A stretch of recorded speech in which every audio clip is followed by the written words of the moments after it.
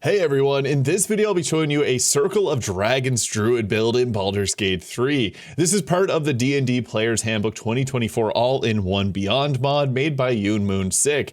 This subclass, you get the ability to turn into a dragon. It is extremely cool. What's cooler about this is it makes full changes to the druid subclass and class as a whole, and later on at level 10 we can actually cast our spells while we're in our dragon form. So starting off at level 1 here, we have some changes to the druid. They no longer get medium armor proficiency built into the class. It's now part of the primal order, so this can give us that medium armor and martial weapon training. You can also get things like guidance, poison spray, and this will also give you a +3 to arcana nature checks, produce flame resistance, shillelagh or shillelagh depending on your pronunciation, thorn whip, and starry wisp, a new cantrip that was added in here that does a 1d8 of radiant damage until the end of your next turn. It emits a dim light. We're going to go with medium armor, which is really nice in the early game, and this is honestly probably the strongest class at level 1 because shillelagh can be used on a torch for extra damage, and we also got medium armor proficiency, so pretty nice stuff.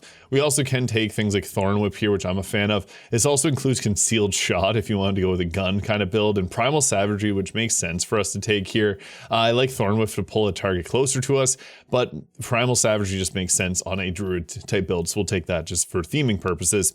Now our ability scores, I like to go with a 16 wisdom here, and we're gonna go with 16 constitution and 14 dexterity. This stat spread works well because our dex will be good to use medium armor with, and 16 constitution just gives us some more health. Now there are some changes to how you rest, so you do have to use hit point die to recover your health, so I just wanted to mention that just quickly here at the start, but we'll roll with the following stat spread here. Level 2 is when we get to select the Circle of Dragons here. So we get our Wild Shape at level 2. It's kind of funny, and Wild Shape's now a bonus action, so we don't have to play as a Moon Druid to get that. Like, see if we're to circle the land, it's now bonus action. Really nice. But with this, we also get Find Familiar too with this subclass, and we get to select our spells. We don't get to turn into a dragon until level 3. And at this level, I'd recommend grabbing Thunder Wave. We can also go with the Healing Word here, which actually got a nice boost in this update. Silent Ice Knife is great if we're silenced. Fog Cloud, another good choice, and Long Strider. If you already have someone with Long Strider on your team, you can take Create or Destroy Water, although it is kind of nerfed compared to what it used to be. Level 3, this is when we get our dragon's Wild Shape, and you also gain temporary hit points equal to the maximum hit points. So when you use your dragon form, you determine what type of dragon you turn into, which will change the elemental dragon breath that we got. We also get expertise in the history skill, and that's dragon shape passive. We also get some new spells here with things like the Summon Beast Eagle. This does require a concentration, just a heads up on that. Spike Growth is still going to be one of the better options just because it's consistent damage and it can slow enemies down. Pass with a Trace is another good one, so is Aid. We also actually get access to Warding Wind, which can be nice, but I do think that playing Spike Growth ends up being the better option here. Level 4, we get to take another cantrip here. Guidance is a good one, or a resistance, but we're going to take Thorn Whip. And for our next level spell here, we're going to go with a Moonbeam, or I guess Pass with a Trace. If you got someone on your team that's good with stealth, this is actually kind of nice. Actually, I'm going to put on Hold Person. This is just a really nice spell, but Pass with a Trace is underrated. Definitely good if you got a stealth-based team. Now our first feat. Previously, there was a lot of good options. Now we're left with some others that are, all the feats are different. I actually did a full video breaking all that down if you're curious, but I think that going with something like Spell Sniper can make it so that you're better at, if we're doing more casting. Warcaster can help you by holding concentrations better, and you can use a reaction to do a single target cantrip. It doesn't have to be Shocking Grasp anymore. I'm still a fan of going with an ability score improvement, Constitution or Wisdom, and I think Constitution actually wins out here just to give ourselves a little bit of extra survivability, but you could go with a Wisdom increase as well. Actually, we'll go with a Wisdom increase. I do like Constitution a little bit more, especially with the rule set change, but personal preference there. Level 5 does give us Wild Strike, which you can make an additional attack after making an unarmed attack while in your Wild Shape. And you can also use spell slots to turn those into Wild Shape, so you can use that Wild Resurgence there. We also get level 3 spells at this level. Things like Blink Dog appear and Extract Iron. This lets you pull the metallic shard out of a target's blood, which is so metal. It's a cool option, but it is not crazy high damage, just a 66. We do have Plant Growth too, which is good concentration, free crowd control, and Sleet Storm stop targets from being able to hold the concentrations. It's really nice to have against other spellcasters. I typically like that, but if you want the Blink Dog, you could go with that as well. Hey, what the dog doing? Level 6, this gives us the subclass feature, Improved Dragon Shape. Your control over your dragon shape has improved. Your AC is now 14 plus your dexterity modifier. And when you make the attack action on your turn, you can make one attack with your bite and one with your claws. And these count as magical, so quite a big buff to our dragon form here. And we'll actually get some more buffs as we continue up in level here soon. We also get to take another spell here. I guess we'll leave on the Blink Dog. I like it. It requires concentration, though. Just a heads up on that. All summons do, including the Woodland being my previous favorite. We do get to choose now level 7 here between the potent spell casting, adding our wisdom modifier to our druid cantrips, or primal strike. This is one that I prefer. Once on your turns, when you hit a creature with an attack roll using a weapon or a beast form attack in wild shape, you can cause the target to take an additional 1d8 of cold, fire, lightning, or thunder whenever you attack. And you get to choose the elemental damage type. I think that's pretty nice. It does buff up our wild shape quite a bit. Now we can take things like the Conjure Woodland Being. I still think it's really good because it can hold a concentration on spike growth for us, so it's kind of a +1 if we're already doing that. I do want to mention Grasping Vine kind of is back to being how it is. So when Baldur's Gate 3 first launched, this was a concentration action. Then it got changed on patch 8 to be bonus action, no concentration. It was actually good for once. Now it's back to being something you'll never use over Woodland Being. Just wanted to note that. I like Grasping Vine in base game Baldur's Gate 3. But Ice Storm, this is concentration-free crowd control. It creates a nice surface, which is really nice in Baldur's Gate 3. We also have the Fount of Moonlight, which can be okay. Wall of Fire as well. So those are other options if you prefer. We can also do these while we're in our dragon form. Level 8 lets us take another spell here. I guess we'll take Wall of Fire. We don't really need to have multiple summons here because we're not going to use one over the other really. You can still take Alert, it's just not as good anymore. And once you hit level 9, it becomes a +4, though our D4, it's no longer a D4 initiative, it's a D20, so that boost is not as high as it used to be. I think that taking a wisdom increase is nice because we're still a spellcaster, even though we're going to be a dragon, so we kind of have a mix of everything. Level 9, this is when we get Cone of Cold, which is now included in the spell list for the Druid. Amazing choice because Cone of Cold is very powerful. We also get things like Planar Binding if we wanted it, or Conjure Elemental. This also requires concentration now, so just a heads up on that. Its damage is, it's not going to be as good. They actually nerfed it in patch 8, but Ilarion did, so summons are still nice, so they take up hits from the enemies.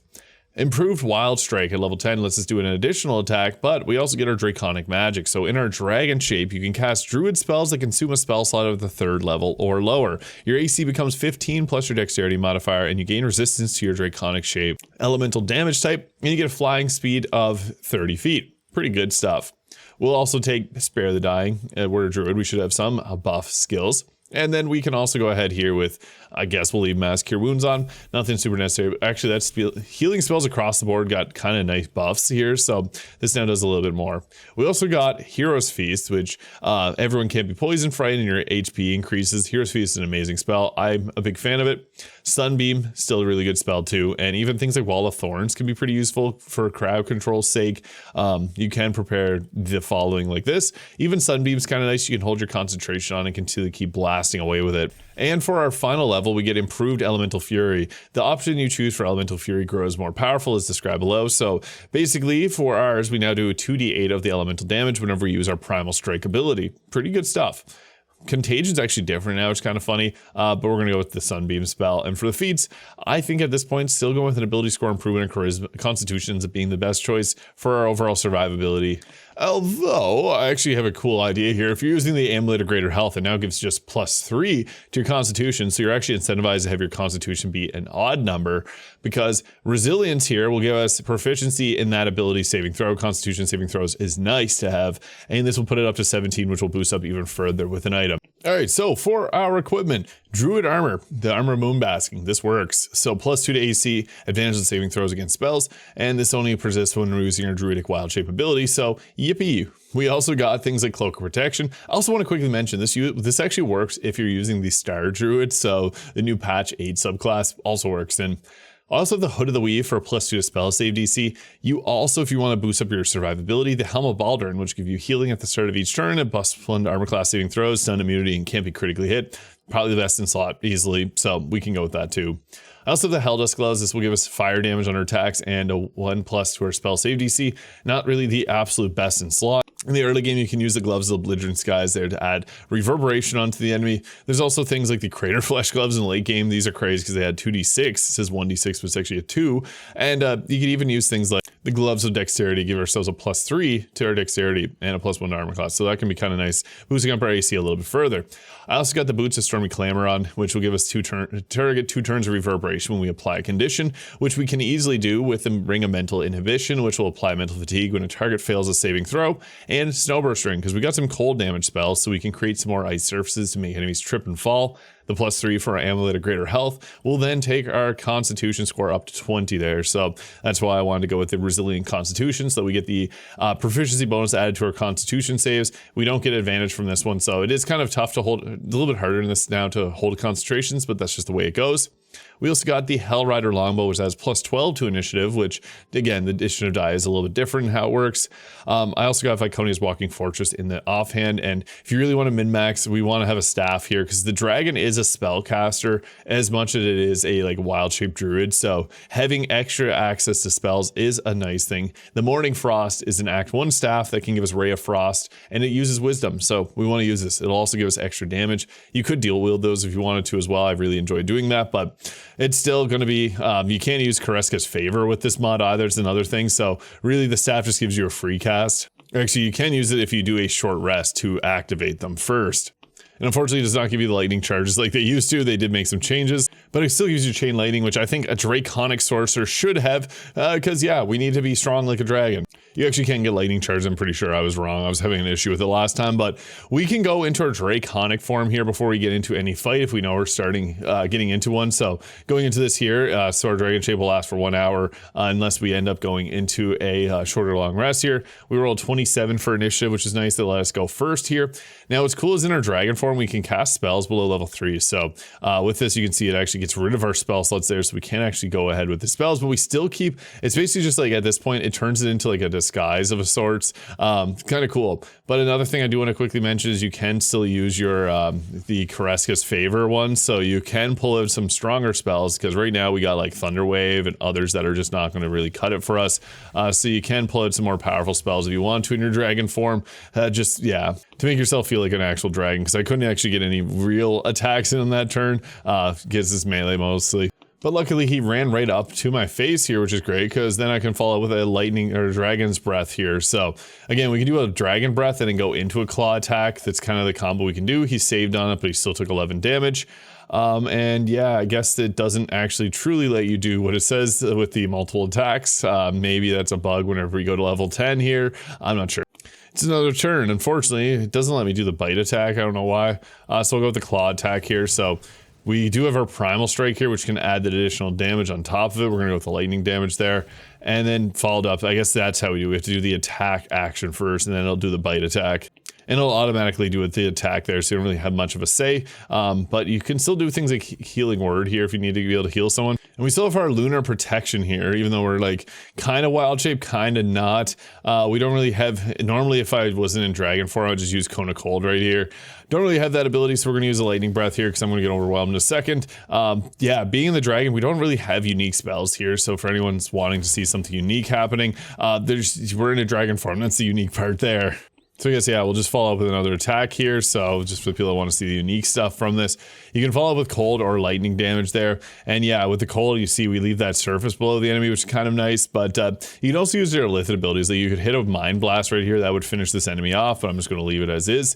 Animations for reacting, but the dragons don't have full reactions or full animations. Just want to point that out. There was a lot of work that was done in the 5e fighter subclass combined, or the purple dragon and the ranger subclass combined by Sumer Dagnoth and Incognito Burrito. A lot of work was done there to make the dragons work. It's a difficult thing. So yeah, I even played around dragons in the toolkit myself. They're challenging, but there we go. There's the bite attack to finish them off. So the Circle of Dragons Druid, whoa, in Baldur's Gate 3. So yeah, this is now available as part of the D&D Player's Handbook 2024 All in One Beyond by Yoonmoonsik. I love it. Let me know which of the subclasses you would like to see next in the comments, and hit the subscribe button below if you enjoyed this video. We'll catch you in the next one.